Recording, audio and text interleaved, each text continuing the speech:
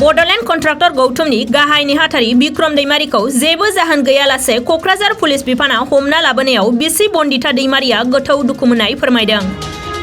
बिक्रम दैमारिनि अनजालि बिसि बन्दिता दैमारिनि बायदिब्ला बर' हारिनि थाखाय समाजारि बिथिङाव बाथ्रा बुंबाय थानायनि जाहोनाव फिसायखौ हमना लाबोदों जानांगौ।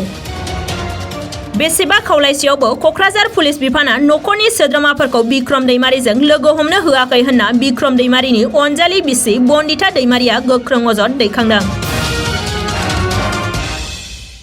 लोगो हमनो दासिमबो बिसोरो गेटनिफ्रायनो बारहोआ, बिसोरो थांनोनो होआखै। बिनिखायनो आङो खावलायो जेन' बिथांमोना जेन' जोंखौहाय थानानि मानसिफ्रा जेन' सिङाव हाबनो होयो। आरो माब्रै जाया जाथाया? थांनाय हरावहाय 3टा बाजियावहाय जोंनि न'आवहाय थांदों आरो बिसोरो थांनानैहाय फोजाहैदों। फोजानानैहाय बे समावहाय जोंनि आइया दरखौ खेवना होदो। ओमफ्राय बिसोरो सोंबाय बिक्रमा नोंनि फिसाला होननानै। ओमफ्राय जोंहा आइया बुंबाय बियो आंनि बिजामादै होननानै। ओमफ्राय बेखौहाय फोजासाय होननायखाय उनावहाय फोजानानै लाबोबाय। बेनिफ्राय रुमावहाय बिसोरो बिसनाफोरखौ बिराद बुग्लुंजोबनानैहाय नायबाय आरो नागिरबाय माबाफोर दङ नामा होननानै बिसोरो नागिरसोदोंमोन। लेपटप दङ नामा होननानैबो नागिरदोंमोन। ओमफ्राय जेबोथ' गैया आरो मबाइल गावनि मोनसे आंनि मोनसे बिसोरो लाबाय मबाइलखौहाय।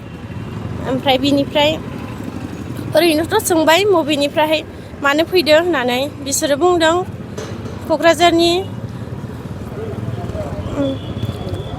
एसपिआ लिंहरदों होननानै थिनहरदों होननानै। आरो बिसोरो जोंनि बे साबखाथा थानानिफ्रायबो लानानै थांदों मानसि। मा जादों नोंथाङा एसे मिथियो नामा? माबाफोर जाहोन दं नामा? बेफोरबायदिथ' जेबो जाहोन गैया। आंनि साननाय बायदिबा जेन'बा बियो ससियेल मिडियायावहाय बिदिनो जाथिनि हारिनि थाखाय बियो गोबां बाथ्राफोरखौ बुङोना, जोंनि बर' हारिनि थाखाय जौगालांनायनि थाखाय आरो माबा मोनसे बेबायदिनो हारिया मा जालांदों बिनि थाखाय बियो बुङो।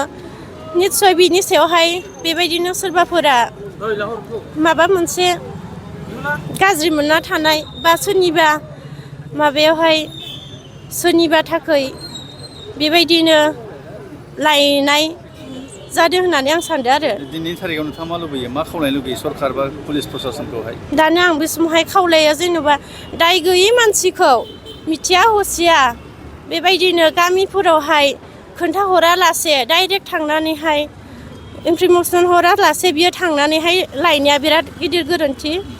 जेन' बेफोरबायदि जाया। जोंनि बर'नि दैदेनगिरि दा सोलिबाय थानाय सरकार, जाय सरकारा गोदान सरकार, बेफोरबायदि सरकाराव जेन' बेफोरबायदि जोंनि बर' हारिनि सायावहाय मुंबो बेफोरबायदि गाज्रि आखुथायफोरा नुजाथिया।